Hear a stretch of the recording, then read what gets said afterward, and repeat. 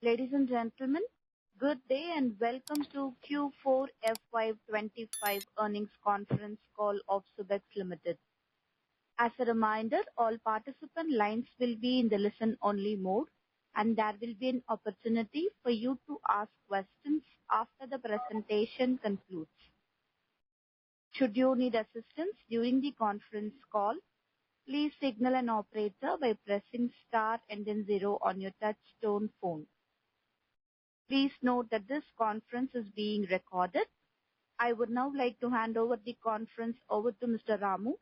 Thank you, and over to you, sir. Thank you very much. Good morning, everyone who have joined the earnings call for the quarter and year ended March 31st, 2025. Now, I would like to introduce the members of the management who are attending for this call. Ms. Nisha Dutt, Managing Director and CEO, Mr. Sumit Kumar, Chief Financial Officer, and myself, Ramu Akkili, Company Secretary of the company. I would like to start the conference by going through the safe harbor clause. Certain statements in this presentation concerning our future growth prospects are forward-looking statements which involve several risks and uncertainties that could cause actual results to differ materially from those in such forward-looking statements. The risks and uncertainties relating to these statements include, but are not limited to, fluctuations in earnings, our ability to successfully integrate acquisitions, competition in our areas of business, client concentration, liability for damages in our contracts, withdrawal of tax incentives, political instability, unauthorized use of our intellectual property, and general economic conditions affecting our industry. Thank you. Good morning, everyone, and welcome to our investor call. Thanks for joining us today as we share updates for Q4. As you've seen from the results, our overall results for Q4 are below expectations, but we have managed to maintain the bottom line in our core telco business. I've been saying that I'm focused on bringing core telco back to profitability so we can reinvest for growth. So let me start by taking a moment to reflect on our performance for the past financial year. As I look back, I think FY25 was a mixed year for us. The good news is that our core telco business remained steady. However, we did face challenges on the growth front. One of the key factors here was delayed closure of order intakes in earlier quarters. Sales cycles have become, longer in telco. We have also seen slower decision making because of ongoing macro conditions, and this impacted our conversion timelines. So things that we were expecting, for instance, to happen in Q1 ended up happening in Q3, and so on and so forth. And consequently, this also affected our revenue realization. Our year-on-year revenue declined by 8%, but this decline was primarily driven by our non-core business. So our core business, we were still okay. So despite this headwinds, we were able to deliver profitability, which underscores the strength and focus in the organization. On the upside, we made significant progress on cost optimization, which led to an EBITDA improvement of 22 crores. This has translated to an 8% year-on-year margin expansion on our core telco business. So we were minus 4%, we are plus 4%. So we have had 8% gain. Importantly, EBITDA has been positive in the 5 of the last 6. So this has helped us close the year profitably. We have also seen our normalized PAT turn positive in Q4, which I know a lot of you have been asking for a while, then when will your bottom line turn positive? So we did that in Q4. Our normalized PAT was positive, reflecting the momentum that we have had, from our operational improvements. Our cash reserves remain healthy, thanks to stronger collections and continued focus on, financial management. This will give us the flexibility to make thoughtful decisions in an uncertain environment that a lot of us are staring at right now. We have also seen strong outcomes from our ongoing cost and productivity improvement program. So since I took over 2 years ago, we have driven a 31% improvement in employee productivity. This reflects our continued focus on talent effectiveness, operational discipline, and digital enablement. What this also means is that our fixed cost break-even point is significantly lower, which makes us more competitive and financially resilient in the market. As I've discussed on the earlier calls, we have made a conscious decision to deprioritize non-core initiatives to reduce cash burn and refocus on core growth. In the year, you guys are aware, but we divested ID Central via slump sale in Q1 of FY25, aligning with this strategy. Our Secure division has continued to be a drag on our profitability this year, and we are actively working to reduce the burn. while we minimize customer impact. So during this quarter, based on internal assessment, the company has recognized an impairment allowance on disputed trade receivables. While company is evaluating all the possible options for recovery, on a prudent basis, we have created an impairment allowance of 16.89 crores. And we'll recognize any inflows as they come in. And this impairment is specific to a sector of business. Despite the challenges, I would say that there are many positives that give me great confidence in the turnaround that we are driving. In Q4, we secured some very strong wins. We added a new logo in Europe for our latest HyperSense fraud management product. We extended our managed services contract with 2 tier 1 customers across Europe and Middle East. These wins strengthen our recurring revenue base, but also, reflect that market still has confidence in our offerings. I'm also happy to share that we achieved 100% contract renewal rate, underscoring the trust that customers place in us. As you are aware, in early March, we had MWC Barcelona. This is industry's leading telecom event where we showcased our latest AI and Gen AI-enabled solutions in business assurance and fraud management, including AI agents for fraud investigation. The response was very encouraging, and with the rise of LLMs, agentic AI is emerging as a real productivity lever for telcos, and our offerings are well aligned with that shift. So this event also allowed us to deepen our engagement with our customers and explore new opportunities. This validates that our product roadmap where we are going is in sync with where industry is heading, especially in Gen AI, as it becomes central to transformation agendas in telcos. As I look ahead for this year, our priority remains to strengthen our core telco business while scaling new growth levers. And new growth levers for us are especially in fraud management. As fraud continues to grow in volume and sophistication and more players enter space, we believe differentiation through innovation will become critical. We are doubling down on embedding advanced AI and Gen AI across our solutions to stay ahead of evolving threats and deliver more value. Our install base gives us a solid platform to build this from. The telecom industry, I'd like to just remind you all that telecom industry is $1.7 trillion market with double-digit TAM expansion year on year. And we have a strong brand recall here and a solid install base. And, given that we are very focused on profitable growth, I think we will have the money to reinvest in our core portfolio, and I'm very excited about what opportunities are ahead of us. So next, I shall cover the consolidated financial results for Q4. All numbers are in INR. Revenue for the quarter stood at 706 million as against 727 million for the previous quarter.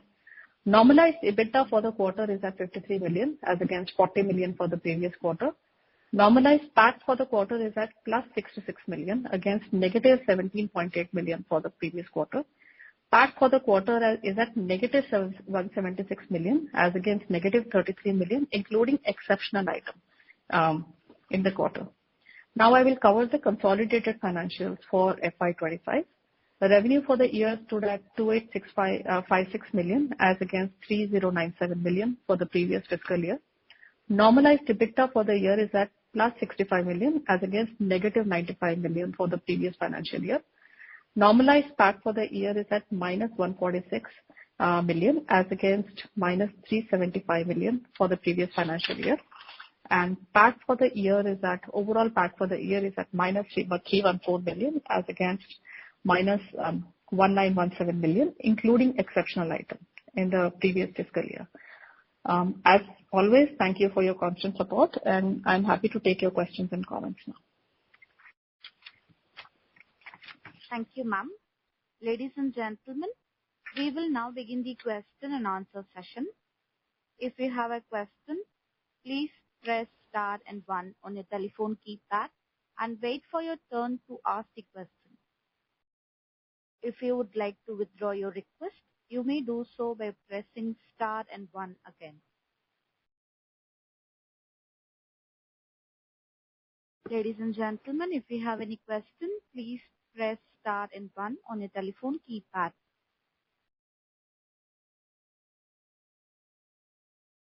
We will wait for a moment while the question queue assembles.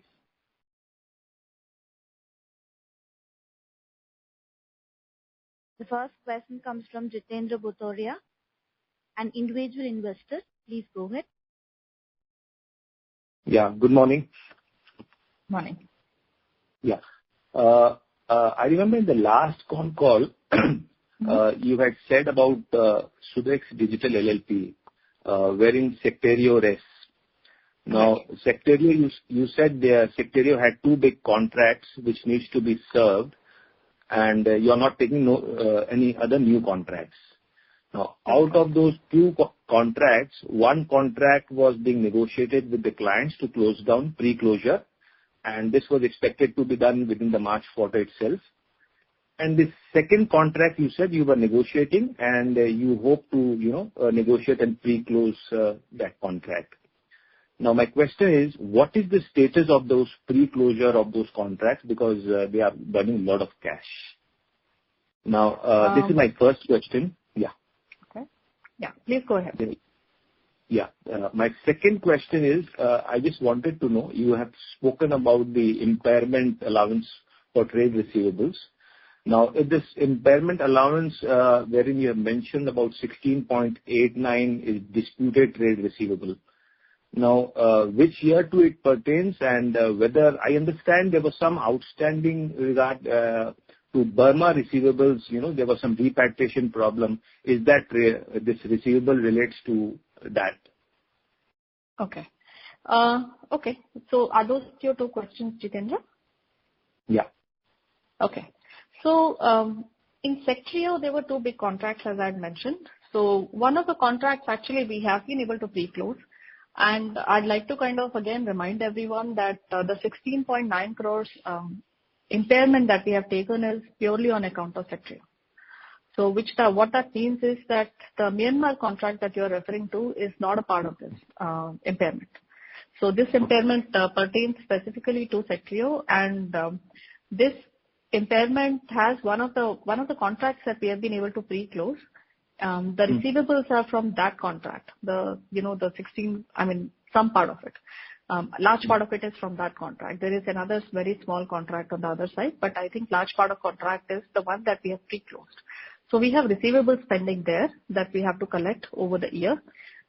Because, we had a discussion with our auditors, and we said that in spirit of transparency, and also because I've been saying this all along that, we are trying to negotiate out of contracts, we should provide for it on a, it's more, I would say, a prudence basis and abundant caution basis that we should provide for it now.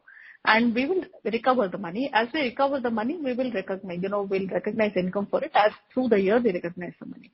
But to your question on the two contracts, the 16 crores is from one of the contracts, actually. A large part of 16 crores, rather, is from one of the contracts that we have closed. So we have been able to close, but receivables are something that we have taken impairment for on a cautionary basis, which we will continue to recover through the year. So that's one part. The second one is second contract. I don't think that, again, we are trying our best, but we may not be able to entirely exit that contract, in which case we will continue to service it, but with a very lean team. Because it's only one contract. We are not spread out too much. So we may not need a lot of, I would say a spend, not to the tune that we were, actually having cash burn in Sectrio. I think that has significantly reduced, and you will see a lot of impact of that in Q1, for instance, right? Because we were still dealing with the aftermath of winding down and all that. So we will still have probably a very lean team that will service that second contract. We are trying to negotiate, but it's entirely possible that we may not be able to exit that contract. So that's the status of our Sectrio. Again, to remind everyone on the call, this impairment is not on the core business, what I call as core telco business. This impairment is purely on Sectrio, actually, right now, which has been taken on cautionary basis. Does that answer your question? This answers my question. There's one follow-up. Now, I just wanted to know that regarding, you said that the second contract you may not be able to close down or pre-close it. What is the estimated, cash burn you expect during the whole of this year? Because although we are trying, and is there any impairment in the receivable of that contract also? So again, okay, so in spirit of transparency, let me just put it as much as I can share with you. Yeah, please. See, the cash burn for us will vary depending on what we are able to do with that contract. So in the sense that if I am able to, let's say, do it on a very lean manner and sort of, take support from external support and fulfill that contract, then my burn might be to the tune of, again, please remember that these are, numbers Estimates, that are yeah. more estimates only. Please don't take this as, strong guidance, because I'm still working these numbers out. But it might be in the range of, we are thinking like a 300K or something through the year. And if we manage not, but we have to, there is another option that we intensely work on the contract and try and close it sooner, in which case it's possible that we may incur a higher burn, but, try and exit the contract a little sooner than we would have otherwise exited. So in which case our burn might increase, but, we might be able to exit it, let's say, 2 years sooner than we would have otherwise exited the contract. So that's the negotiation or decision that we are trying to make right now, honestly. So that's why I don't have a very clear answer for you, but I think at the very bare minimum, we might have, a 300K for sure. And it may only go up depending on the decision we make on the contract. So that's broadly where we are. 300K, I would understand as a USD, sorry, it's USD. It's USD.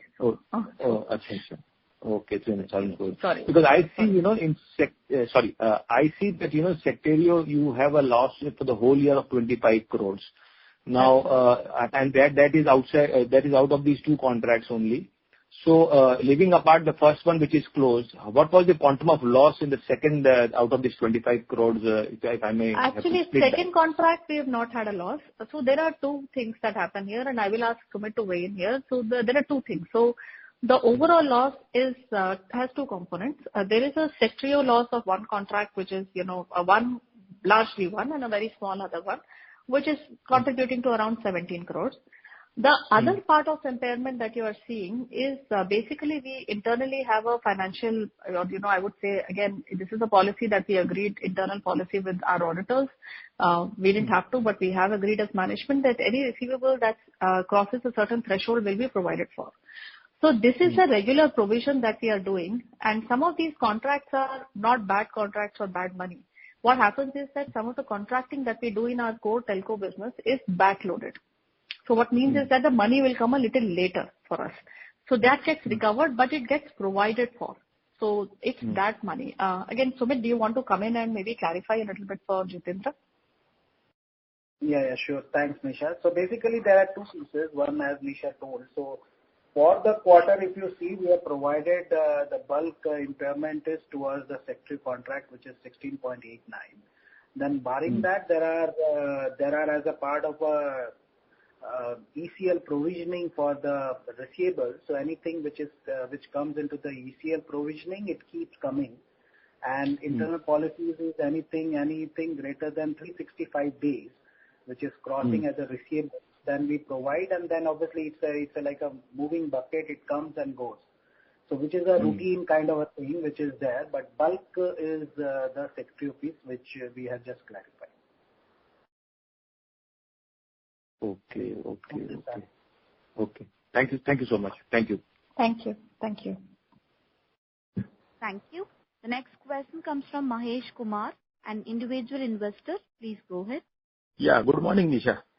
Morning. You have been telling in all the calls that telecom total addressable market is few billions dollars. Out of that few trillion dollar, what are the products which Subex is having? For that, what is the total addressable market? That is my first question. In second investor call, you told you will try to address adjacencies of telco for growth. Right. What is happening on that front? Sure.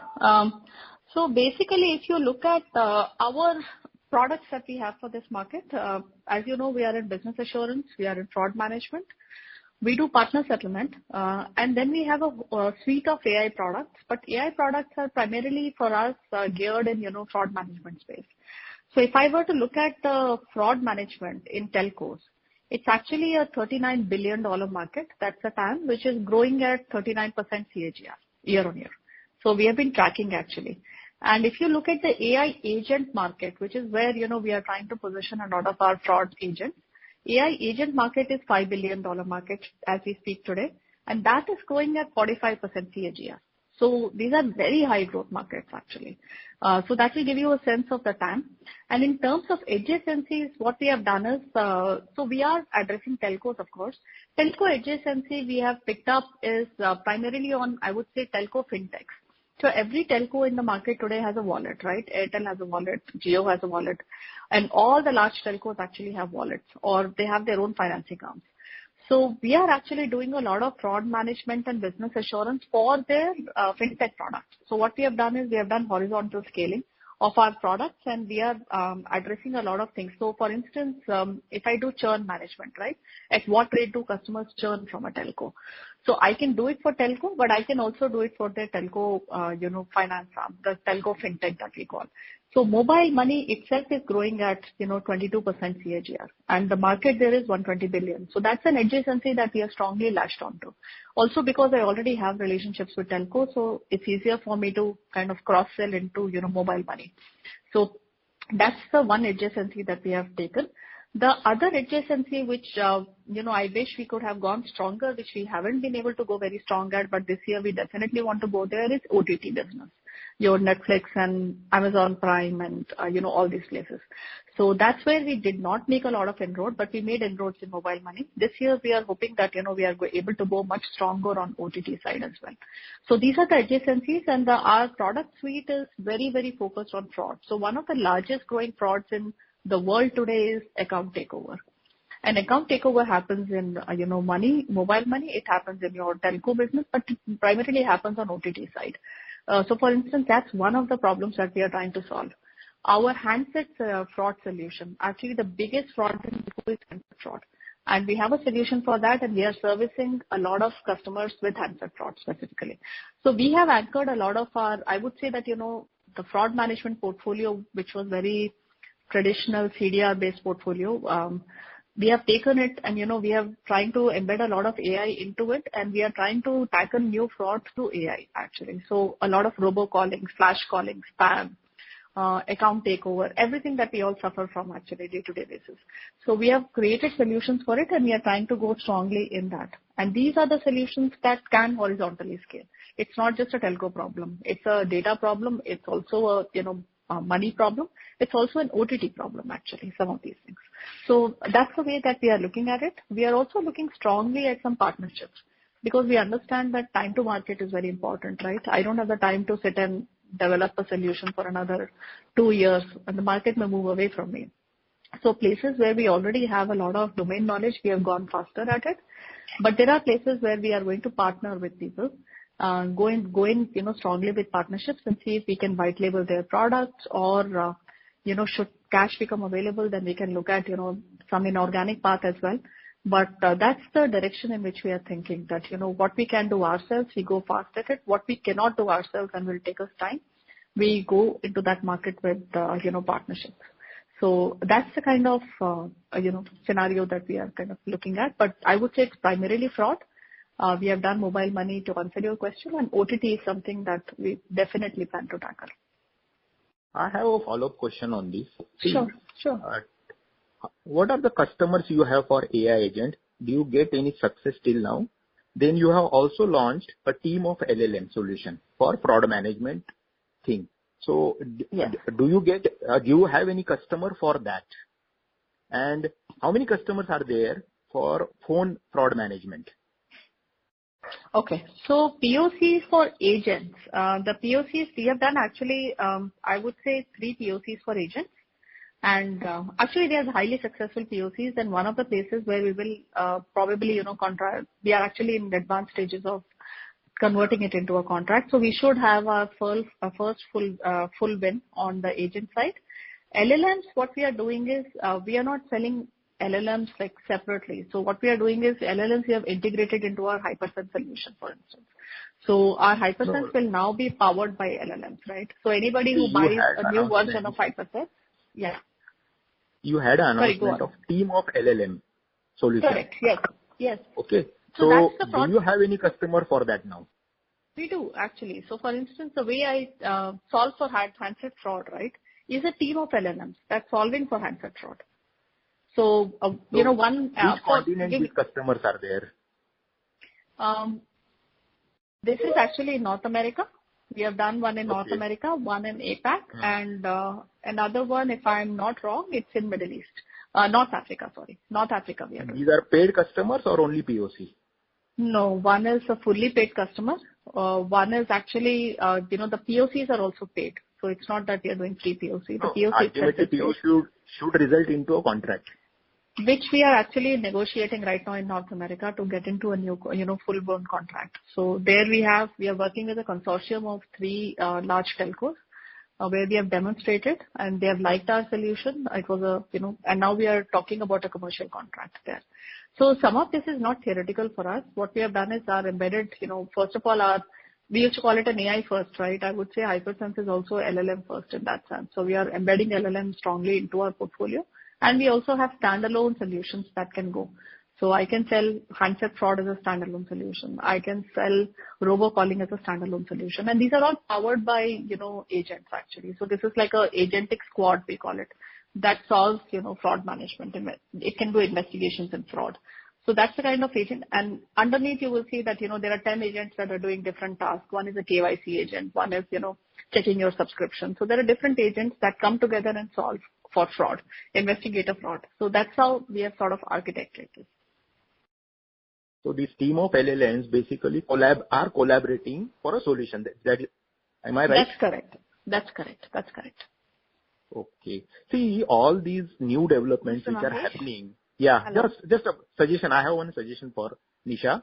See, all these new developments like AI agent and team of LLM and phone fraud management, these all you should communicate regularly with the investor. See, we are not getting this information anywhere.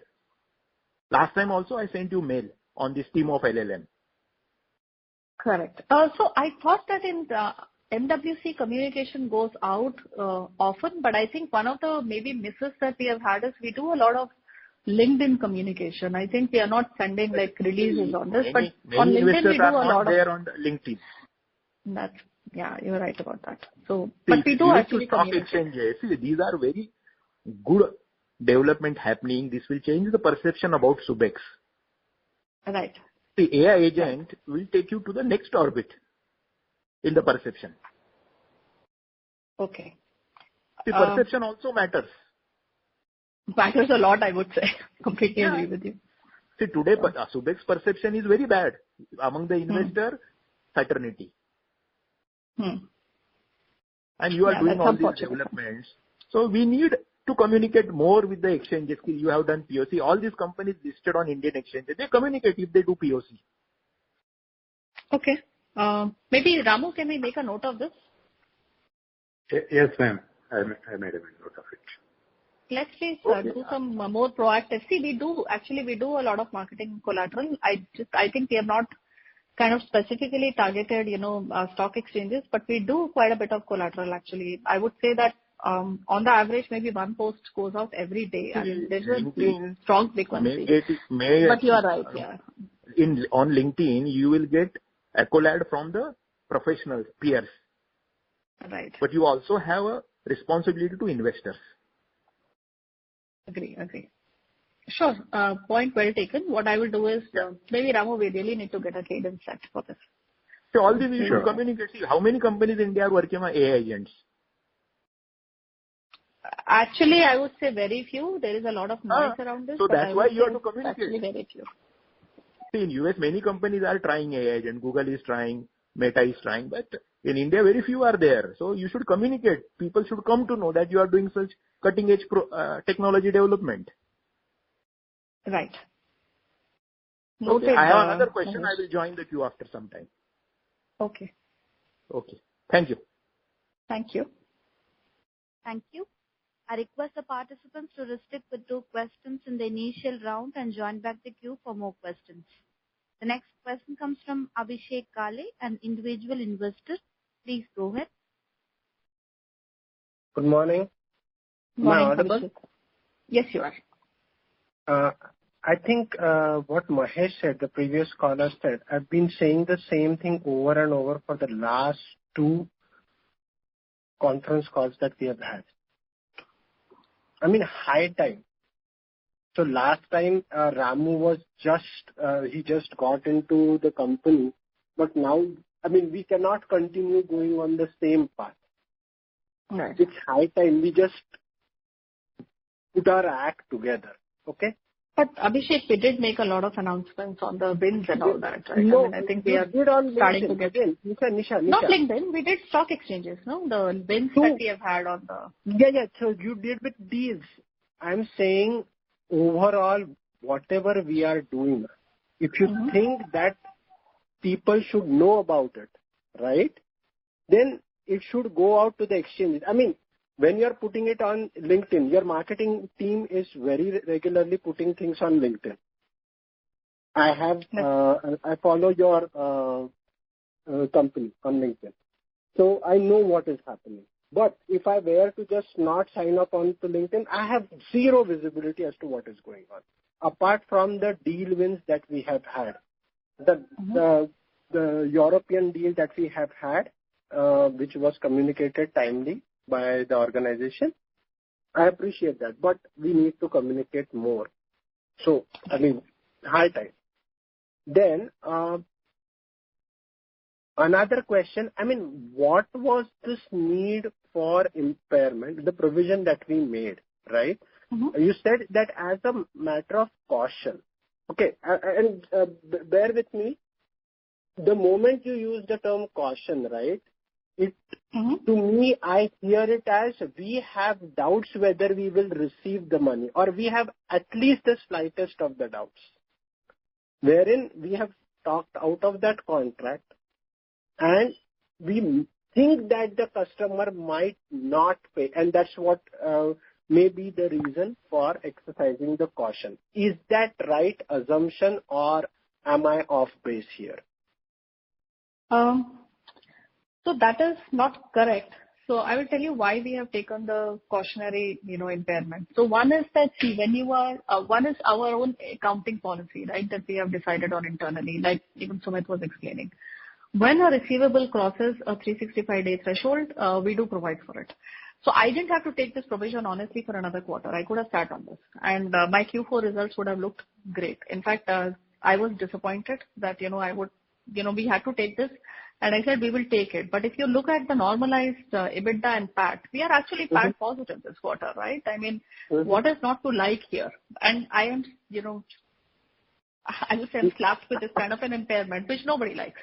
You don't like, I dislike it even more than you. So the thing is that but we have created a policy, right? And we have said that, look, we will do the right thing. We will, so that we don't end up having reversals like we have had, if you remember. We have taken huge revenue reversals in the past. To avoid any of that, we said that we will cautionary basis, we will just provide for things and we will collect them. As we collect, we will recognize. The reason why we have also taken, I use the word caution, is because once you discontinue a contract, your ability to recover money, right, becomes a little bit tricky. I would not say it will not come, but it becomes a little tricky nevertheless. Because when you are engaged with the customer and you are working with them on a day-to-day basis, you can press upon them the urgency to pay. But when you are, sort of also negotiating with the customer that, look, I need to kind of discontinue this, I'm winding this down, I'm not going to service this. In that scenario, what happens is that, the things are not as clean as, servicing a contract, right? So that's why we thought that we should provide for it. And as we collect, we will kind of, keep recognizing income for it through the year. And I will try all means possible. And whatever it takes, we will go and collect this money. So, we have decided that we will go to the end of this earth if we have to collect this money. So if it means that at some point of time we have to do disputes, whatever it is, we will do it. But this money willy-nilly we will go and collect one way or other. So that is the reason why we said that let's provide for it, but let's also be transparent that you will see in disclosure we have said all means possible. We will use every possible tool with us, right? If it will be negotiation, arbitration, legal, whatever I have to do. But I will try and go get this, receivables. Okay. So probably then this question is more of a Ramu question than a Nisha question. Do we have our contract written in a way which protects our interest, or have we managed to write this contract which we have worked out in a way which benefits the customer more and puts us in a big hole? Because I think one of the contracts, the one where we are seeing a $300,000 cash burn, is of that nature, where we have no control of walking away from that contract. There is nothing in it for us in terms of what we can do. We are only obliged to service. We cannot walk away. We don't have any legals. Is that something that is baked into this particular contract? See, Nisha, I mean, nothing against what you said. I understand that you will follow up, and we will see what happens in the future. But right now, to me, I mean, the more you spoke about it, that since your engagement is not to that level, right? I mean, that is raising a bit of a red flag for me right now. I will put an amber, not a red right now. But, I mean, that is doubtful. That how much of it, of the 16 crores will get realized. But I will be the happiest person. I'm a shareholder. I'll be the happiest person if we get all 16 and some interest on it. But right now it's an amber flag for me, probably for you as well. I don't know. So, question again. We are sitting on some information that gives us a conflict. This is a disputed trade receivable right now, right? That's why we are providing for it. But we do have some, we are sitting internally on some information which might, make it a good case for actually going and getting our receivables here. So we do have some information that we are sitting on internally. Perfect. But the provision is perfectly, but provision is more a matter of, I would say, principle, policy, and I would say caution and prudence, right? I mean, I always feel that, if the policy demands it, do it. When in doubt, be conservative. There is no point in us coming back and, telling you guys the same thing. I could have actually done it, next quarter. I didn't have to do it this quarter. But in fact, we were the ones who approached the auditors and we said that let's just do it. Because we think that, yes, it will make results look bad, but I do think that we have otherwise delivered actually on everything. So this is point taken. Point taken. And again, see, Nisha, what has happened, if you see last year, the same time, we decided with that goodwill impairment. That was the first bouncer. I mean, which broke my head. Then this second bouncer. I mean, you don't give a chance for us to duck under the bouncer. Because IPL is going on and I'm a cricket fan, so I'm using this term.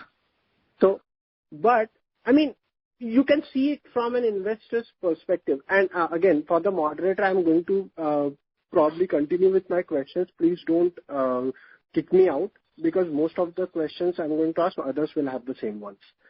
So, point is, these bouncers or these shocks continue to hit us. And we don't know what next landmine we are going to hit or step onto as an investor. Maybe the company is privy to, and you will disclose as things come, or as we step onto that landmine and our legs get blown apart, then we will know about it because you disclose it. I mean, these things are actually driving the investors away from the company. The credibility is really, really, really low at this point in time. I mean, I don't know as an investor tomorrow what is going to happen, right? And for me as an investor, being in this predicament is like what? Do I stay with this company invested or not? I think you probably would see through what I'm trying to say, right? No, I do. And see, the irony of it is not lost on me. In fact, when we decided to take this impairment in Q4, the irony was very clear to me that we did that last Q4 an impairment, and that was goodwill, but this time, we are doing a trade receivable impairment. So the irony is not lost on me at all. Believe me that, I felt the pinch a lot. But I think also, I would say now, to be fair to the management, Abhishek, we have been flagging sectorial issues. At least I've been flagging for the last 2 or 3 investor calls that this is a little bit messy. We are trying to exit few things. So, some of it, I wouldn't say that, okay, we didn't say that, something like this might hit us, but I think I've been giving fair warning that this is something that we are trying to sort of untangle right now. And some of the mess comes with it. which I think we will get through it. It's, I'm still very confident we'll get through it. But I've been flagging it for a while, right? No. I don't deny that you have been flagging the secretarial issues. It was only the quantum of it, which I don't think we were privy to. Maybe you were, because, you obviously know the numbers, but we were not privy to the numbers. I hope you see that point, right? No, I see your point. Right. Now, a couple of more questions, and please, quick one. The two deals which we have closed, right? One is a renewable.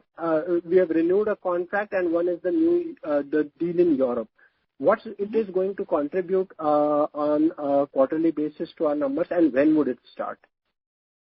So, on the MS renewal deals, wherever the renewal of MS has happened on two deals, that contributes to the quarter immediately, because there is not, on the net new, like when I say that I sold a Hypersense fraud management solution, this is also to kind of explain to everyone how you should interpret the numbers.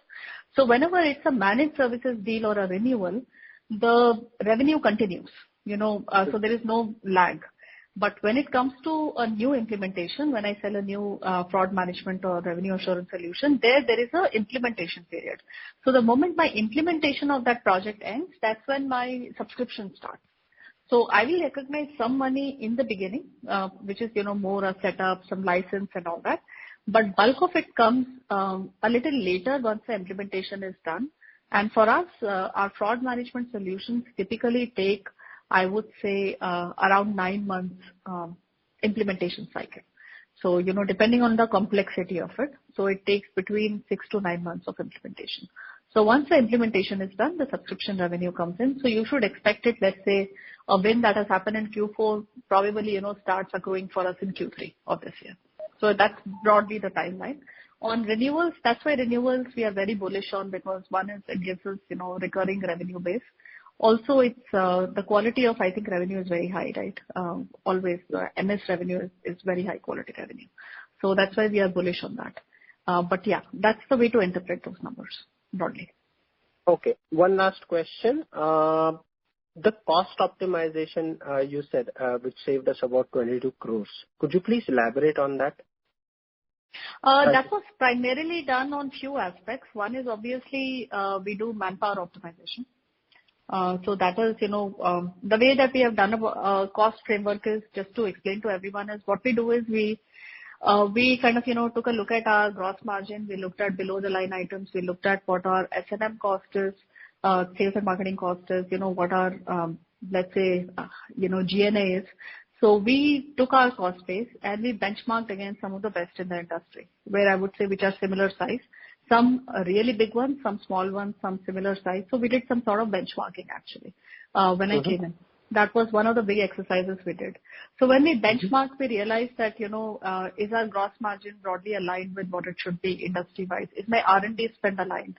So we did a lot of alignment internally, and there were buckets where we found that our spend was way off when I compare it to, my competitors. And that's where we sort of took I would say, a stronger cut, saying that, if others are able to do it, let's say, in a certain percentage, why am I so off actually? What is causing, this for me? So that is I would say the cost-wise, that's the structural correction that we have been doing, which has actually led to this. So it's not just manpower, it's also facilities, for instance, right? So we also decided that we went and looked at, the unused facility, or is it underutilized? Can I kind of collapse it and bring it on one floor? So in Bangalore office, for instance, we have done some trade-offs where we are giving up a floor and bringing everyone down to, sort of one floor. So we are doing some of those facilities adjustments. So there is, so when we did this on G&A, we did it on S&M, we did the gross margin level, we did on R&D spend, we did it on our delivery utilization. So we have benchmarked everything. So this is broadly a part of that framework. So it's very systematic. So EBITDA has not come because it suddenly just happened, because, growth has been a challenge. Yet we have, delivered the bottom line. So there has been a very systematic approach to this. We keep kind of doing this every 6 months. We go and measure. How are we doing? Is the cost drifting? And if it does, then we take another sort of, swipe at it. So it's not just people. It's also facilities. It's also things like, travel expenses. And there are other things, there are host of costs in a company, hidden costs. So we take a cut at everything actually across. So that's what contributed to this, honestly. Okay. And one last question. The BFL. Can you join the queue, please? Sure. I will. Thank you. Thank you. Thank you. The next question comes from Sagar Desai from Crown Capital. Please go ahead.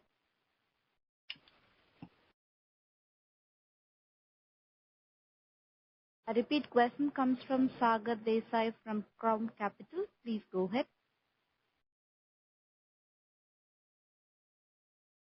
There is no response. And the next question comes from Sanjay Kumar, an individual investor. Please go ahead.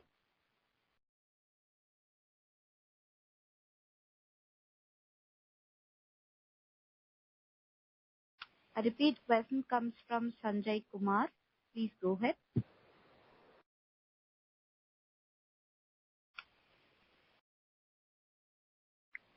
There is no response. And the next question comes from Sanjot Gare, an individual investor. Please go ahead. Hello, am I audible? Yes, sir. Yes, you are. Hi. Go ahead. Hi, good morning, Nisha and Sumit. Congratulations and good operational performance. And finally, we could see positive PAT. So well done on that. I mean, I can understand in this difficult business scenario, doing these things are difficult. You guys have done it. Definitely would have been happy to see more improvement on top line. So hoping things get better on the top line side. So my question is about one is like how the business scenario looks like region-wise now from America, Europe, and Asia, APAC. Since January this year or since March, and the things, the tariff talks have started and things have started. So how are we seeing now the business scenario? Are we seeing there are opportunities there, opportunities are growing, and are we getting a chance to participate in more RFPs or proposals, moving to L2s and L1s? And what differentiators we are building to get the contracts? Because just start of the call, you mentioned that there was a delay in closures. I mean, so it means that you have reached to L1s and now the closures are pending. So are we seeing that some closures will be happening now in Q1 quickly? So that's the first question. Okay.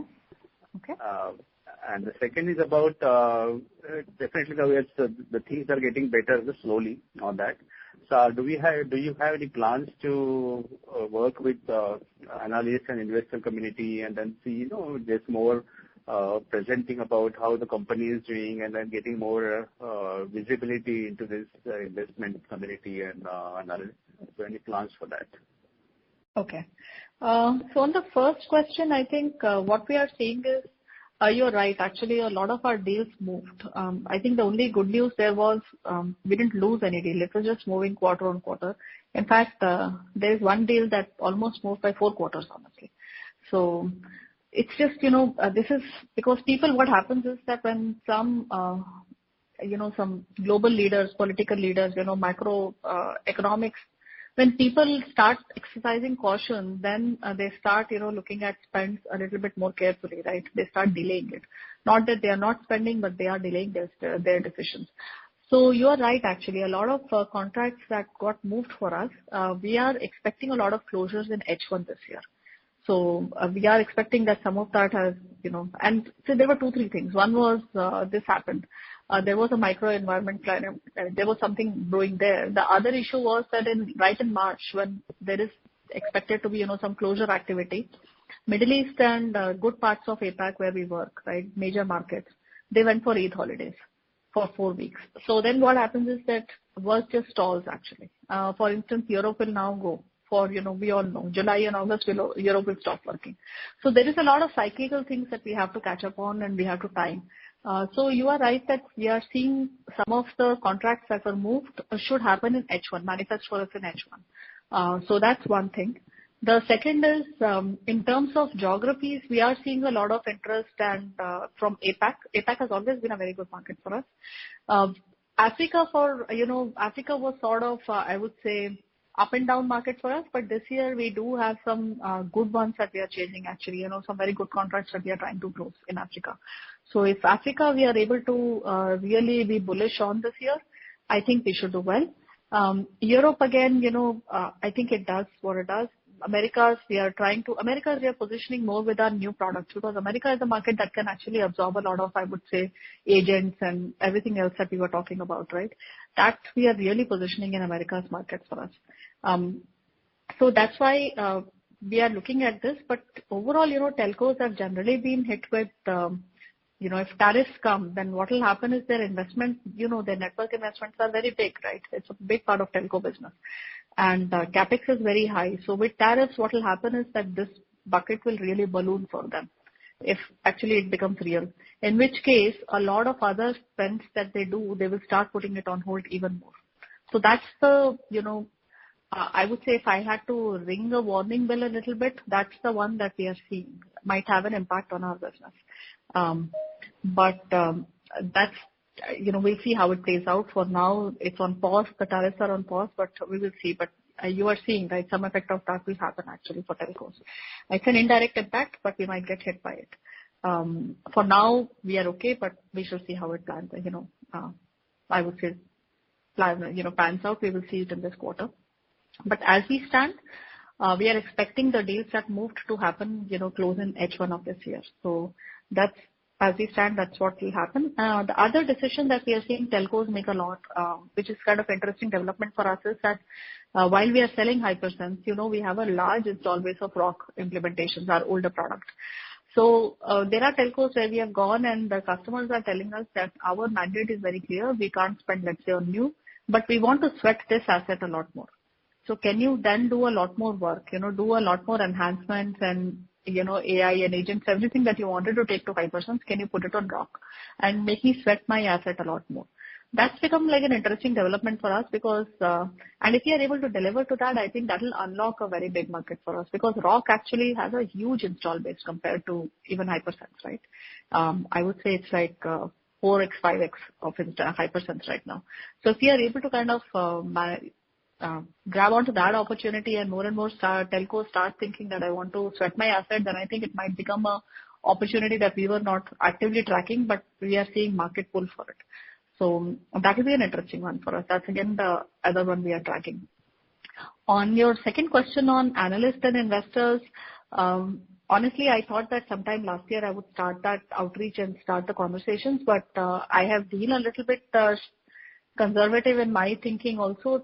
I always thought that, I have to deliver some numbers before you can actually stand up in front of someone and have a good conversation, right? But now I think that maybe the time is there where I feel that, yeah, we have some drag that's getting caused by a non-core portfolio, but I think core is sort of, I would say that we have fortified our core quite a bit. And this might be a good time for us to go back and test waters with analysts and investors. So maybe, Q2 of this year, we will start that activity as well. But to be honest, I've been a little bit away from it, thinking that the work has to speak first before we go and start speaking. So I think somewhere we have some fortification now. And now I feel that, maybe the time has come for us to test waters. So we'll up our engagement in Q2, starting Q2 of this year. Sure. And the last question is about, are we seeing that the top line now, this revenue is now bottomed now and it's going forward now? Are we seeing it should be incremental from Q1 onwards so that it will keep going up? It's not going to go down now? Is that what? That's my ambition for sure. I can say that that's my ambition, that it should start. See, because growth has been a challenge last year, and while I've been able to fix the bottom line, I always tell that there is a cost of doing business, right? So how much can you play with bottom line beyond a point, right? I still think that we have room, but beyond a point, your top line has to grow. So definitely a lot of effort has gone in last year to see how we could sort of, go back and grow our top line. I'm hoping some of it yields results this year also because the deals that got shifted, if they manifest in H1 of this year, then it should start having an impact on our top line almost right away. So definitely this year, I think as we continue to improve EBITDA, the fight is going to be on the top line. And the other is we are also going to reinvest in new areas, right? Because EBITDA was important only because if you are able to release some cash, I can go back and reinvest in new areas. So we have been able to release some cash, right? So I think also with tax refund and all that. So what we will do is we'll go back and, reinvest in the new areas and see if we can build a net new pipeline, which did not exist earlier for Subex. So one of my big goals this year is to build a pipeline that would otherwise not exist for Subex, which means net new offerings, net new pipeline. So there is a lot of effort that we are going to make in that direction. And, hopefully this will all yield results. But yeah, ambition is definitely growth. But yeah. All right. Thank you, and wishing you all the best. Thank you so much. Thank you. The next question comes from Darshil Zaveri from Crown Capital. Please go ahead. Hello. Good morning, ma'am. Hope I'm audible. Yes, you are. Hello. Fine. Go on. Yes, Hi. you are. Please go ahead. Hi. So, ma'am, I'm a bit new to the company, so pardon my questions if they're a bit naive. So, just wanted to firstly ask, like, in the Q4, we finally achieved a normalized PAT, but then we had to take an impairment. Now, I get the reasoning for impairment because we want to be more prudent, but the following quarters, right, like now in Q1, the month has already gone by. So, can we expect the similar, run rate in terms of our EBITDA or PAT? And just one more bookkeeping question element to it. We've had suffered losses in the past. So, how does our tax rate work out? Because can we get a set off of those losses? Because, that will also, just kind of help that our PBT to PAT conversion will be better that way, sir. Just wanted to ask a bit about that, sir. Yeah. Maybe, okay. Maybe I'll ask Sumit to sort of take your... Yeah. Sumit, can you answer the question on the tax? Yeah, on the tax bit, the answer is yes. So any carry forward losses is if we have, because again, PBTD is not considered as a tax bit. It is just a provisioning in the accounting side. But having said that, we do have some lot of carry forward losses, and that future taxes can be, future profit can be offsetted with the gains which we have. Apart from that, to be very honest, given it's a global company, we do have some sort of a foreign withholding happen, okay, and that is only allowed to the extent of the gain. So there will be always a bit of a tax leakage keeps happening because of the various jurisdiction around. But broadly, in a plain vanilla answer, yes, the carry forward losses which we have can be sufficient to. Okay. Yeah. So how much losses do we really have? Like, because even this year we provided for some taxes, right? Like, or just wanted to ask a bit about that, right? So again, as I mentioned, we have foreign withholding taxes are there because it's in our. So what is the thing is, in case you have a foreign withholding, the taxes to the extent of gain it is allowed and balance it is basically it's a tax. So that is what we keep provisioning for. In case the company turn positive to the extent of that, otherwise it's a tax leakage. So that is what foreign withholding tax system. Yeah. Okay, fair enough, got it. And my question, yeah. Okay. And my question regarding our, normalized quarter, like, we have PAT, we finally turned positive on that front. So how do we see now going forward? Like, firstly, are there going to be some impairment, bigger hits like this impairment? And if not, like, how do we see FY26 panning out? Because I think in terms of revenue also, we've kind of, I think come near the bottom, and now I think things can pick up with the deals. And we worked a lot on bottom line initiatives. So, just if on a broad base, what is, no one's going to hold you to it. There can be a range also, ma'am. Just wanted to know, like, what is our target? Like, can we, like, maybe just giving it out, 350, 400 crores of revenue and any kind of EBITDA that you would want to, just achieve? So basically, as I mentioned, Darshil, see, the cost restructuring has been done, right? So some amount of cost restructuring we have already done, and we will continue to do it. But so those gains should carry forward for us, right? I mean, it's not one time. When you do the restructuring, some of it stays with you. So like productivity enhancement, I was talking about 31%, right? So that can only it can only get better. It doesn't get worse. It can't get much worse than that. So those gains we will continue to make. So when you restructure cost in a more systematic manner, then those gains will continue. Now on some, additional or unexpected costs, will it hit us in terms of,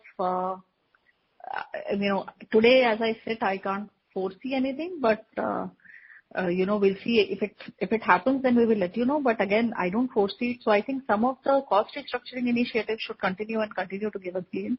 But in terms of top line, you are right. We have had a decline in the top line from, I would say 300 crores plus top line to, a decline this year. But a lot of that decline, like I said, has happened from the non-core business, right? So from core, we should start building up from here. I think because you were seeing Concall numbers, most of you haven't seen the split. We have seen the split internally. I think where we are, our core is still, I wouldn't say it has grown tremendously, but I would say it's broadly flat. So, but it's not degrowth. There is no degrowth in core at all, actually. So I think where we are in a solid position. We should be able to grow from here. So there has been no degrowth in core, actually, on the top line also. My disappointment is that we didn't grow very fast, or, not even fast, but I would say that at least we didn't grow as much as we wanted to. But rest assured, there has been no degrowth, actually, in core business. So non-core burn reduction will continue through the year also. We will try to control that because we are still carrying some of that. I would say a lot of it is behind us, but there is still some to be cleaned up this year, which we will continue to clean. But that burn should continue to reduce. So I would say the bottom line benefits should keep accruing, unless there is an untoward event. But that should continue to accrue. Growth will be something that we'll get focused on. While we didn't degrow, we didn't grow also very well. I would say we were broadly flat. So that's one challenge that we had to tackle this year, in my opinion. So yeah, I mean, if I were to give you at least, I wouldn't call it guidance, but at least, that's my definitely aspiration for the year, that, we do much better on top line. Like I was saying, bottom line restructure has happened. We will continue to restructure it even more. But, like I also mentioned earlier, there is a cost of doing business, right? So sometimes there is a certain cost that you will end up carrying, no matter what you do. You cannot go down to a zero base, right? So there is certain cost that we will end up carrying, which means the only way for us to generate more and more healthy bottom line is to grow our top line. There, beyond a point, top line has to kick in. So, and that's the effort that we are on this year. Yeah, but inshallah, we'll go back to, we should go back to, our previous glory. So. Yeah, ma'am. Just two questions on my end. Number one, when you're mentioning this core and non-core, it would be really helpful if, in your PPT, you could mention that, because for me as a layman, I would not know which part of managed services core and non-core.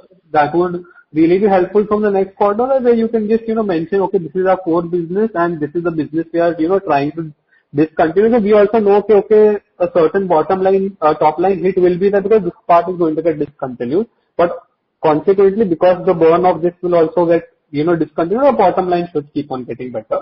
And just on this core and non-core, so in our core businesses, what is the margin that, we try to, when we are making the product, or what is the minimum margin that we try keeping when you're, doing this services of our core business? So, at least from our core business that we are going to try going forward increasing. So what's the margin that as our business Subex we can, aspire to be? I'm not saying it will happen next year or maybe next to next year, but if that is what you're building into our contracts, right? So what kind of margins are we, just as we're building into the contracts that we have? So first of all, going forward, you will see that when I report top line numbers, it will only be core. So that I wanted to kind of tell the broader investor community. You will have some burn. So in cost side, you might have some non-core elements sitting there, like I was saying, to the tune of 300K or even more, depending on, how we land. But on the top line, rest assured, you will see only core in all investor presentations and everything. Going forward, it's only core that you will see, because there is no top line that we expect to accrue from any of the non-core. So that's one. The second point is that I would say that if you look at all the telco vendors, right, and we keep benchmarking, like I was saying, it's not just costs, we also benchmark margins. So in benchmarking, I have seen that all telco vendors are currently benchmarked in the range, and it's a wide range. But we have seen telco vendors at around 10 to 17% is the benchmark actually. And on the op margin, yes, op margin. Okay. Yeah. So my aspiration is to get to the benchmark first.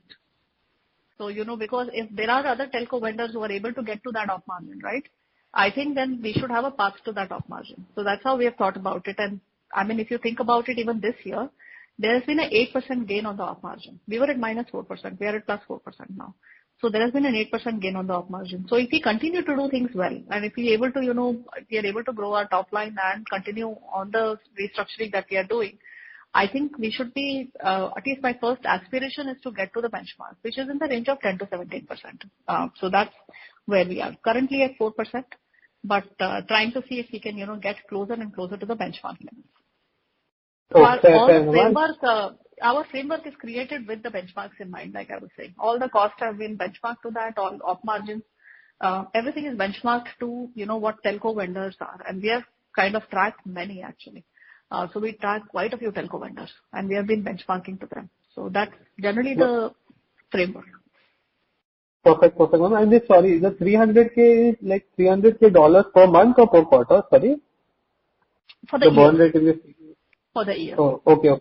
For the year, right? Okay, perfect. Thank you so much, ma'am. All the best. Thank you so much. Yeah. Thank you. The next question comes from Sanjay Kumar Shetty, an individual investor. Please go ahead. Yeah, good morning. Can you hear me, ma'am? Yes, I can hear you, Sanjay. Go ahead. Yeah, ma'am. See, I invested in big potential companies, and this company is basically like, I like this company because my children are in the same building. They're working in USA. But I just wanted to ask you one thing. I don't want to go into any technicalities. What are you doing and what is your passion and what the company will do? I just want to ask you one thing. When the company is doing very good now, all your ESOP, all the ESOP which you have provided to our employees, they come and sell at around 30, 40. So do you have any provision? Wherein you can, inform SEBI, and if you are so confident about the company, why is the top management buying at this rate? Because, it is 11.36 all the way from top levels. I think there should be something where, you put SIP of some salary part and tell your company employees to buy back this share. Only then there will be a shareholder confidence. Because, we normally go and check promoters holding. Whenever the earnings are not good, promoter come back and buy back the shares. So this is the only way, next way you can do something for shareholder, ma'am. You keep on working hard, that's not going to work. Something out of the box you have to do where shareholder will feel, no, the company promoter is also increasing the stake. I want to, you can help me on that part, ma'am. So, Sanjay, there are 2-3 things, right? So one is all the selling that you see. A lot of people who have sold, right, they have left actually the company. They are currently not with us. So I would actually, tell you that the current management, and you can probably, go to the website and see what the current leadership is. Current leadership is not selling, actually. Okay. I can very confidently say that because all the, shares come to us for approvals before selling. So current management is not selling, actually. So this is all people who have left us subsequently and who were given shares at, a low price. So this is all I would say. Again, I forget to remember pardon me if I'm not remembering this correctly, but maybe it was, the share allocation, ESOP allocation, which sort of continues to raise a lot of flags with investors. This happened, I think, in 2017 or 2019. I'm kind of, missing the, it happened sometime during then, okay? So that's why a lot of people sold from that time. So most of them are not with the company anymore, actually. They are not our KMPs. They are not people who are working with us anymore, and there is no way that I can stop them from selling, actually. Yeah, the shares were given to them as a part of compensation. So what about compensation, right? Buyback, I need money to buy back. I don't think I have enough to buy back right now. It is only token gesture, suppose your earnings, whatever your salary, you start pouring 10% of your earning into the company. It's a positive gesture. The company की director भी इसमें invest कर रही है. Please try to understand where how will I gain confidence? I'm holding 6 lakhs. I'm going to invest to 10 lakhs. नहीं, आपकी बात ठीक है, but पहले तो ओपन फोरम में बोल रहा हूँ मैं. मुझे कंपनी का 800 रुपया लगता है 5 साल में. मैं ऐसे ही इन्वेस्टर हूँ. ऐसे 10 रुपये की चीज निकालता हूँ, 1000-1200 तक रुकता हूँ. So I want to tell all the investors, have confidence and start pouring more money. Why you are worrying about it when the company is going good? Actually, that has been the thing, no, Sanjay. We have been trying to bring the confidence back, but we thought कि पहले numbers करने पड़ेंगे, right? I mean, so आपको like a lot of people said, right? आप अपना confidence बरकरार लीजिए. आप थोड़ा सा investment आप SEBI को inform करके थोड़ा buyback करो. आप थोड़ी सी होल्डिंग बढ़ाओ, देखो कैसे अपने आप इन्वेस्टर भाग आएंगे. You take my word and you see the company will go to 50, 60, 70. Investor will start there. Everybody will be happy. सिर्फ हार्ड वर्क नहीं करता ma'am, out of the box पूछ सोचो प्लीज. ठीक है.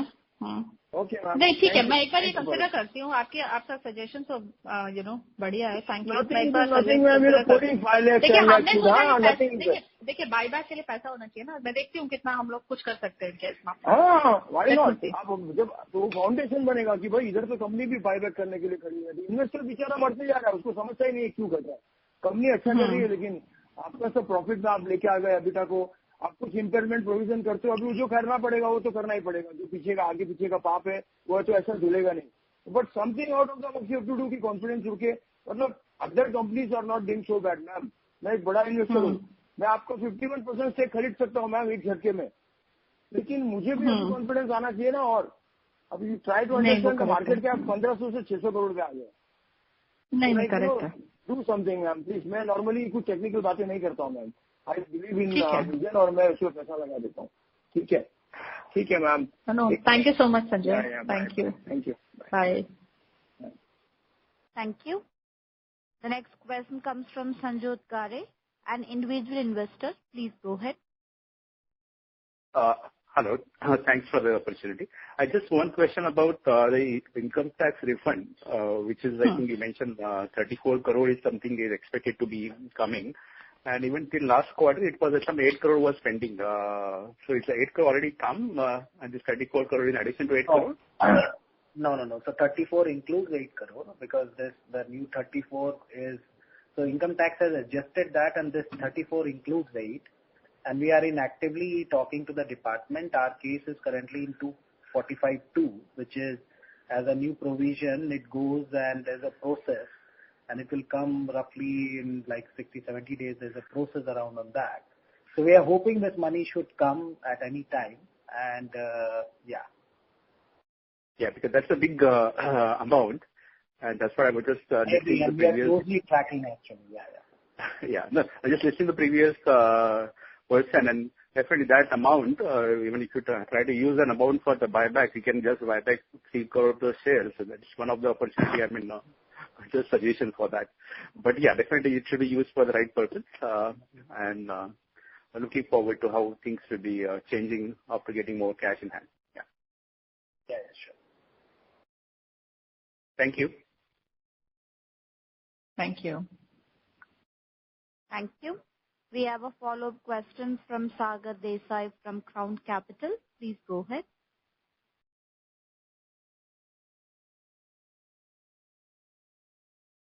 I repeat, question comes from... Yes, sir. Please. Am I audible? Yes. Yes, you are.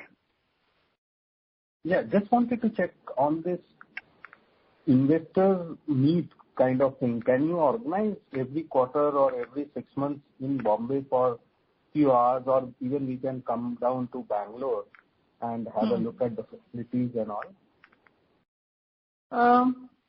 Sure.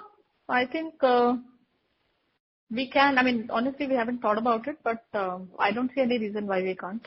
So, sure. I think on a 6 month basis or something, we can think about it. No, thanks for the suggestion. I'll kind of, work on this. And second, we can do an investor day or something. Where, we can invite all the investors to walk through the facilities. I mean, it'd be good if you also come and see your company, right? So you can walk through the facilities, you can see what we do. So we can do like an investor day or something. It's a good suggestion. We'll do it. So we'll wait if we can do it in May itself.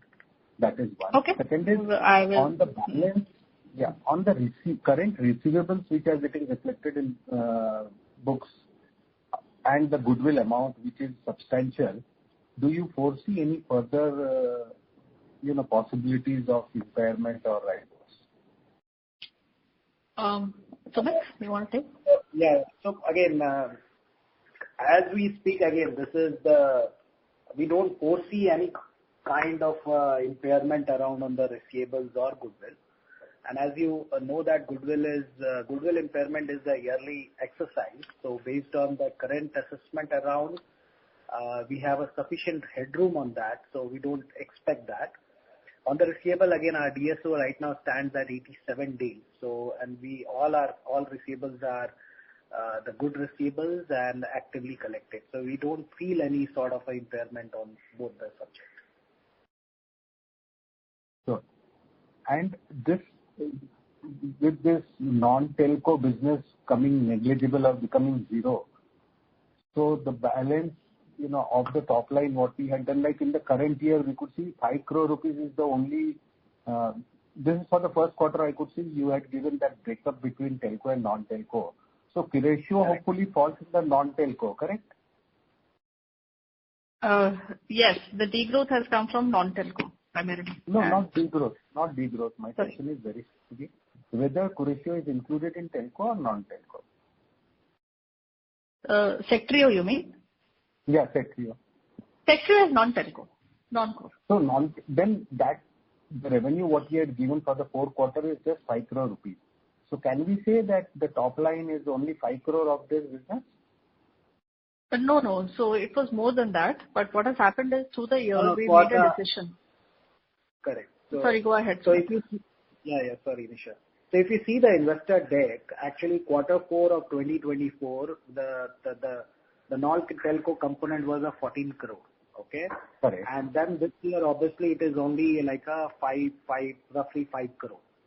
So, correct. So this is this entire impairment towards that, because non-telco was in negligible, I will say, till the last year, and only last year quarter 4 as something has come in, and then has obviously gone into this entire impairment exercise. So yeah. No, my specific question is, like you said, there is a hit of 300,000, which is roughly 2.5 crore. So on a running rate of 5 crore, and for the quarter exit of quarter 3 and 4, it is negligible, not even 50 lakhs of rupees. So correct. Where is this 2.5 crore hit is going to come regularly? So if my exit for the last 2 quarters is 5 lakhs and 34 lakhs, where is the question of 2.5 crore running hit?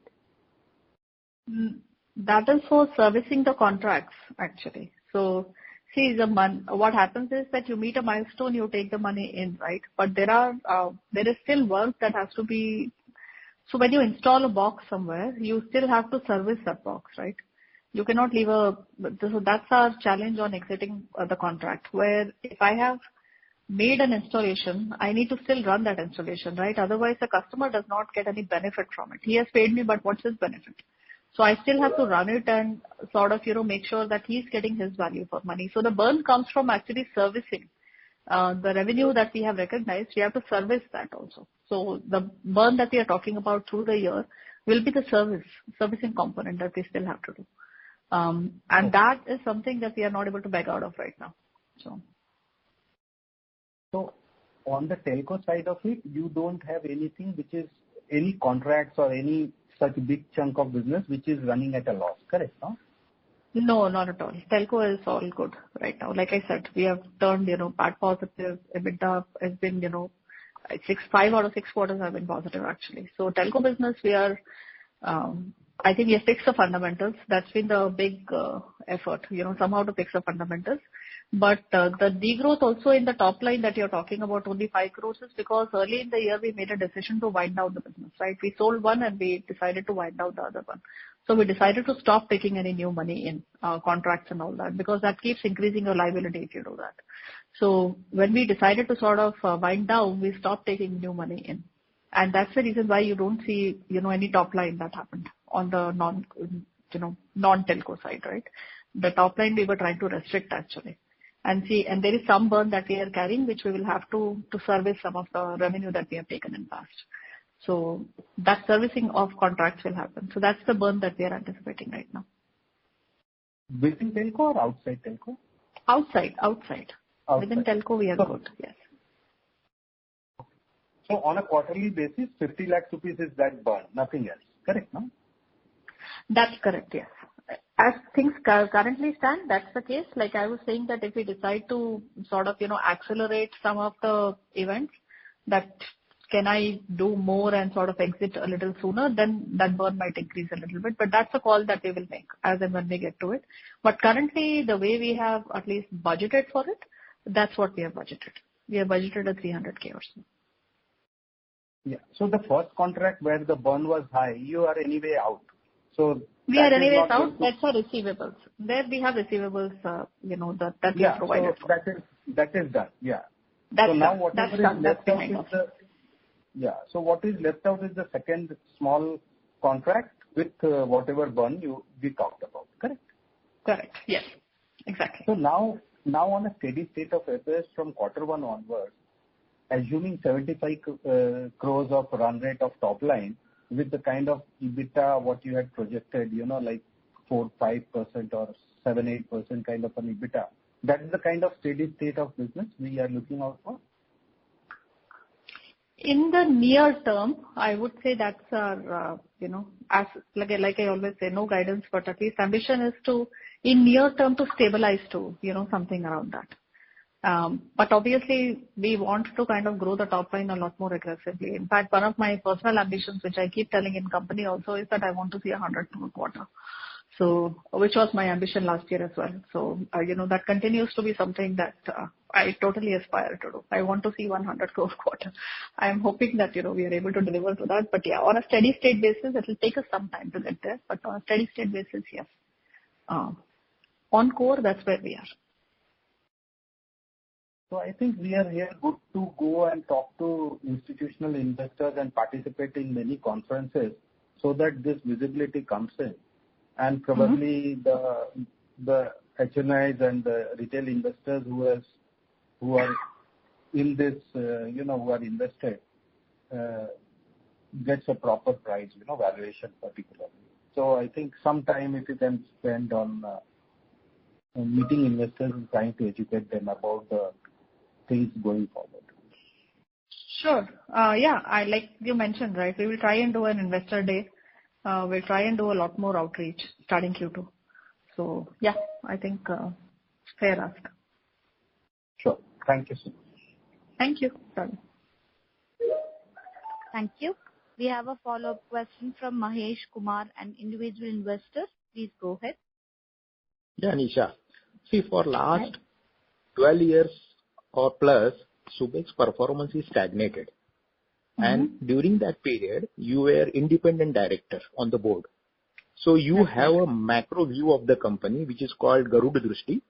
Now, last 2 years, you are MD of the company. So you have micro view of the company, which is called Sarpa Drishti. So from your view, you can give a very genuine answer. What is the root cause of this poor performance for 12 years? See, 12 years is a very long time. Is it products are not relevant? Is it poor talent in the company?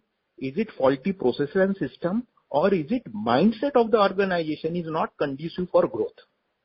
Please be genuine answer. No, I will honestly answer this. So, Mahesh, like all problems in life, right? I mean, you can usually not root cause it to one thing. It's usually a combination of factors. And so it's the case here. So I think I'll tell you, see, from my perspective, one of the things that I didn't realize when I was on the board and which sort of hit me when I joined is the amount of tech lag that we had accumulated actually. I would purely call it tech lag because the time, I would say the 5-6 years, which were very turbulent, right, from I think 2012 to 2018 or so, where we were like majorly embroiled in the balance sheet issues with bondholders. What that did was that's when a lot of our competitors were making gains, right, technically. See, in a product business, in a technology business, tech investment is something that you must keep doing, right? Like there is an R&D spend that even we carry even now, right? It's non-negotiable in a tech business. And tech is moving very fast. You can't sit on a tech stack which is 5 years old, right? And when I came in, that's one of the things that I realized quickly, that the tech lag was, I would say it's a significant lag actually, that we had to catch up on. So how do you catch up on tech lag, right? You have to invest. Where is the money to invest? And that's where the challenge starts, right? Then you are on a treadmill. So that's when we said that we will have to fix the fundamentals, which means that I need to generate the bottom line. I need to get some money. I need to free cash to go back and invest. I don't have enough money to properly invest. I didn't have enough money to acquire anything or, add on to my portfolio, right? So it's one of the situations where I think you don't appreciate it fully until you are in this seat. from a board perspective, you cannot appreciate it actually. That how bad it can be when you are in front of a customer, because all our business is RFP business, right? The bulk of it is competitive RFPs. In competitive RFPs, what matters? First, your tech matters, even before the money. First, tech matters, and then you need to be able to show gains.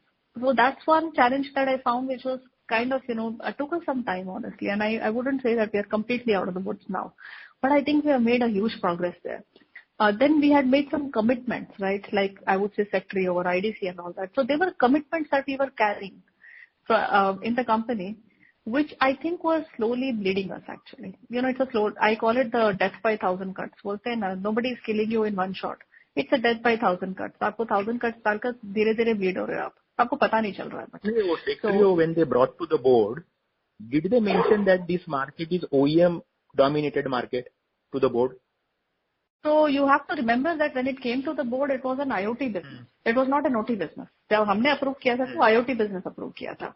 But then they pivoted actually. After 2 years trying to make it an IoT, the management decided to pivot into OT. So that is not something they explicitly. Yeah, I mean that's called a business pivot. No, they will not come to us for approval for those things. It's a so OT pivot हुआ था वहाँ पर, and OT pivot you also know, you are very well aware because you write to me. I know that you know this market. This is an OEM dominated market, and you need deep pockets to fight in this market. This market is not fought with $10 million or $8 million. This market requires significant money, or you need to be able to show significant growth to do huge fundraise, which was our attempt. When I came in, I said that let's see if we can get money into this actually. Before winding down, the attempt was to see if we could raise money into this, which we failed to do, right? We were able to do for one IDC. We weren't successful in the other one. In which case we said that, okay, then we will have to reduce the burn. So there are things or decisions that were made which were causing a drag on the core, right? So one is आपके पास पैसा नहीं है core में डालने को. दूसरा ऐसा आपने ऐसा business खड़ा किया हुआ है जो आपका पैसा also खा रहा है, right?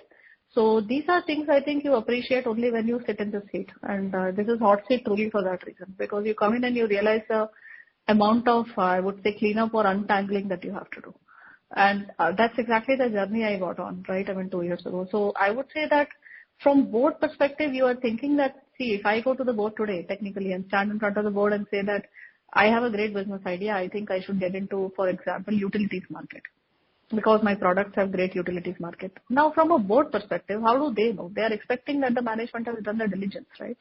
When you are proposing something, you have done the time analysis, you have done all the analysis, market analysis, you know what your product fitment is, and इसलिए आप बोल रहे हो. So board also goes with some bit of management confidence, faith, and see, board, till the time I was there, we were always thought that, you want to back management. You want to hold them accountable. You want to be also champions of management, right? So that's the spirit in which you do it. But then some bets some bets pay off, some bets don't. And I think in Subex's case, what has happened is more bets didn't pay off than it did. The board should be independent. They should not have any emotional backing requirement. No, there is no emotional backing. No, they have a judicial responsibility. Exactly. And see, we always saw business cases and all that, right? But if somebody shows you a business case, that will work technically. And see, Subex I also know that because I've been on the board. I remember, if you will also remember this history, that there was always an ask on the Subex's management, right, that you should diversify out of telco. Don't just stick in telco. Can you diversify out of it? There was a strong ask, I remember. And that's why that management decided that, let's take some bets outside of it. See, intentions were right. The ideas were right. Or at least I would say the spirit of it was correct. It didn't just pan out actually, right? Because I think one of the issues is your idea may be best in the world, but your execution is strong, has to be very strong, right? All startups also fail on that. The best ideas don't take off because the execution is not very strong behind it. And I think Subex had an execution issue. If I look back honestly, you ask for an answer, I would give you an honest answer.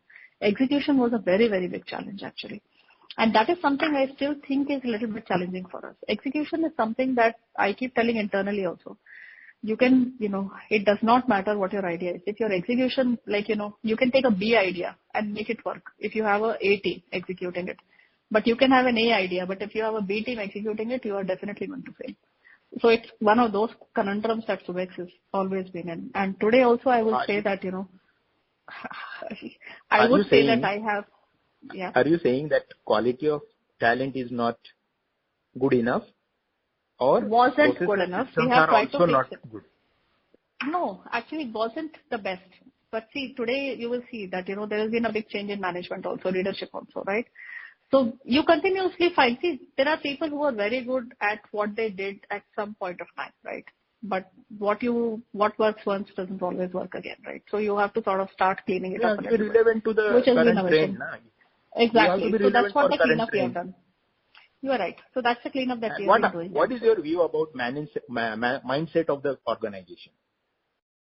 Mindset, I think, there are two types of mindset that prevail in the organization. Again, because I've had the privilege of having a little bit outside. I'm not an outsider. Correct. That's what. Mindset of the organization is two, I think. One is, I see a lot of people who are very driven because they feel that there is a lot of cutting edge work that we do here, which they want to be part of, right? So there is a lot of excitement. But there is also that is on a group development that front. feels... What about sales front? No, and there is also a group that feels that, the organization is a little bit aging, old, right? So there is that sentiment as well, actually. So in sales, I think they are generally gung-ho also because sales is always one step removed from the core organization in the sense that our sales is global, right? So people are sitting in Middle East, they are sitting in, Morocco, they are sitting in the US. So I think they are one step removed in the sense. So they are excited about, their pressure on us is always the same. मैं क्या बेचूं? आप मुझे नया क्या दे रहे हो? मैं क्या बेचूं? Which I think is great pressure, right? I mean, I think it's a positive pressure. So sales that way has been, I would say, good for us. Again, we have had churn in sales also, where we have, gotten new blood and fresh thinking. But there's always that pressure that they create on us, which I think is very good for the organization. आप मुझे 10 million का portfolio दिखाओ, मैं क्या बेचूं जाकर. So I think those conversations are constantly happening, which I think is the culture and spirit of it is good. I think now I think we are at a point. I think since last 1 year I have seen कि Subex ने internally, which I think I always feel some tension should have tension, right? सबको comfortable नहीं होना चाहिए एक दूसरे के साथ. People should have tension, and I think that's playing out in Subex. I see people, थोड़ा लड़ाई झगड़ा करते हैं एक दूसरे से, which is actually very good, which is healthy. People should push each other a little bit. Not all of us should not sit back and say that सब ठीक है. So I think that culture change I've seen, Mahesh, where people are, starting to engage with each other, challenge each other. Leadership also gets into hot debates, which I actually personally I enjoy. So I think is organization mindset positive for growth? It's positive. It's positive. See, this change would not have happened if it were not positive. I think that mindset is positive. At least that's the sense I have, that it's positive. There are always pockets of skepticism in every organization. Uska hum kuch kar nahi sakte. But I would say that broadly it's positive also because there is a lot of fresh blood and new energy in the organization. So, people see the possibilities. Selling AI agent and team of LLMs, you will need a different kind of talent. The talent which is selling your old existing products will not be good enough for selling AI agent and team of LLM. So how you are going to address that issue? You are bang on, and we are hiring differently actually. So what we have decided is that people who can sell a certain kind of enterprise sale product are not the people who can sell something which is, more new age. So we are actually hiring differently. So this is correct. So we have segregated actually our sales into bread and butter sales, which is, I need to get the hypersense and I need to get fraud management. Then there are people who need to get focused on to be able to, generate quick POCs, to be able to take customers, because this is unknown territory, right? Customer also doesn't know, you are also sort of discovering a lot. So there is a different, team that has been formed that will do this part. So you are bang on. You are absolutely right. Are you getting talent from Google, Meta, or companies like this? Say it will be costly talent, but it will set up a system and processes for selling such products and solutions. I am trying very hard, I can tell you. It's hard to hire, as you can imagine. The salaries are completely off track. But we are trying, Mahesh. We are trying. Sales team is, there is quite a bit of churn in sales team. So we are formulating a new sales team. So you are right. But thoda difficult hai, only because getting people from FMCG to sell this technology product is not going to work. No, it won't work. No, we always hire from the domain only. We don't hire from outside because your secretarial team was FMCG. Correct. Because I have personally interacted with them. So they are not making those mistakes. We are getting global talent. Actually, you're right. See, a lot of our sales team, actually, I would say maybe 2 or 3 people are in India. Baki sab bahari hain. They are in the regions also. We don't run deals from sitting in India. So, like, Middle East team runs its own deals. North Africa, Middle East is covered from Dubai, actually. Europe is covered from UK. So, proximity to local customer is okay. But the leader should come from companies like this. So that he will you have a fair point. So that you have to work. See, it may cost slightly higher amount, but it will create a platform for the company to jump from that position. You are right, actually. Yeah. I will see, not for the lack of trying. We have been trying very hard to hire, from global companies, but as you can imagine, thoda challenging hai because the costs are completely out of whack, right? So, but you are right. Maybe 1 or 2 people we still need from that, pool. Yeah, you're right. Your sales head should be from companies like this. Then only you can create a pipeline for new products and technologies. Right. Because he will have the network connection in US and Europe. So getting POC is easy with his help. Right. Otherwise, you will face same problem like Sectrio and this ID Central. Right. So, and the late entry people or organization, AI agent and team of LLM, they will capture the market. See, even TCS and all these big companies are trying for this AI agent. Yeah, and why shouldn't they?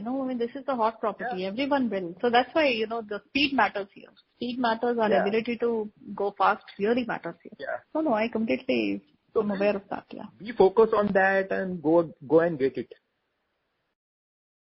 Right. I'm expecting that announcement that you will get people from Google, Meta and some other companies. I am going to get my HR right away on it. No, thank you, Mahesh. No, I was, Thank you. Thank you. Thank you. Thank you. We have a follow-up question from Abhishek Kale, an individual investor. Please go ahead.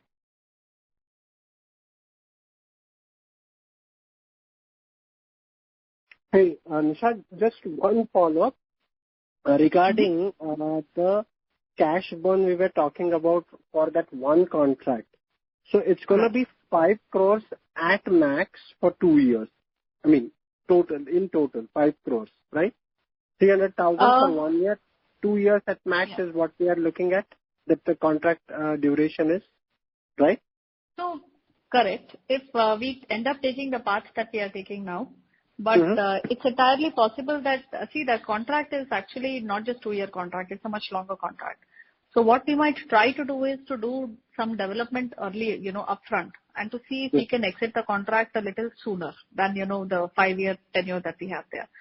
In which case, we might end up burning a little bit more this year to sort of, service some of the pending items. So that's the evaluation stage that we are in. So that's why I was saying that at the minimum we see 300K.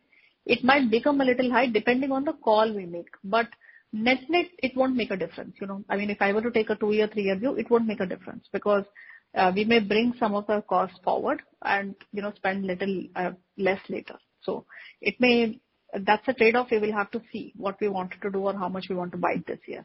But net, it won't change. But this year, it's possible that, we might make a decision to pull some development effort upfront. So that's a decision that we are still trying to sort of negotiate and find out with from the client.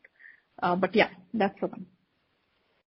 And Nisha, the Barcelona event where we showcase some of our products, right? Did we receive any orders or RFI, RFPs after that event? We did not receive RFI, RFPs. We got POCs. So okay, we got POCs, but like you said, they are paid POCs at this moment, right? Yes, we generally refrain from doing free POC unless it's a very 3-week effort or something. We refrain from doing free POCs because obviously you can imagine if the customer has no skin in the game, then they will sit on the decision and take their own sweet time. If there is skin in the game, there is also seriousness from us and them. So that's why we usually insist on paid POCs. So I'm just trying to put some numbers together in my head.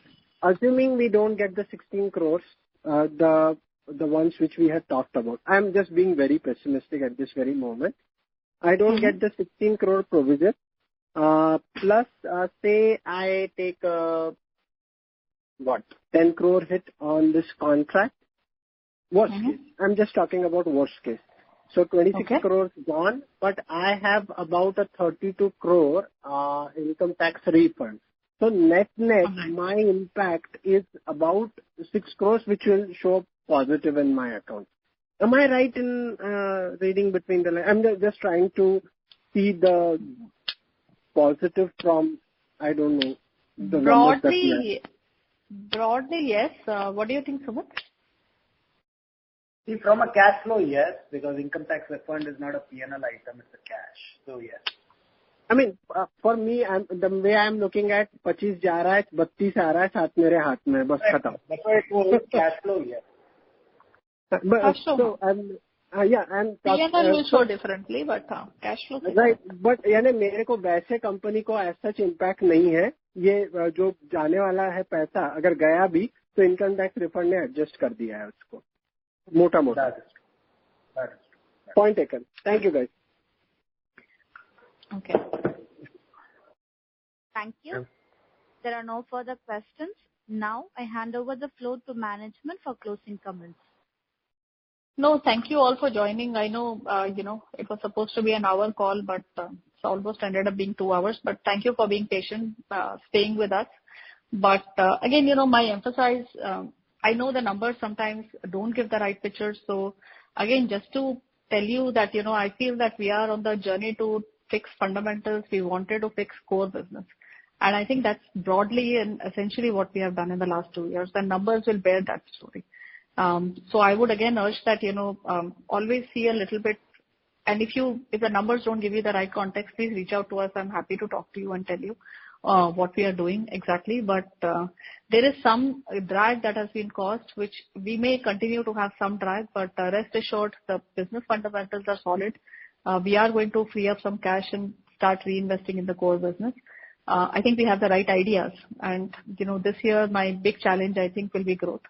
Because I think bottom line somewhere we have started fixing. So that's a journey that we have to be on. But growth is one big lever that's missing right now for the last 1 year. So this year definitely I hope to get back on that, somehow make sure that, growth comes back so that we are all looking at a company that's much more healthier, right? That has some growth that you can see on the top line.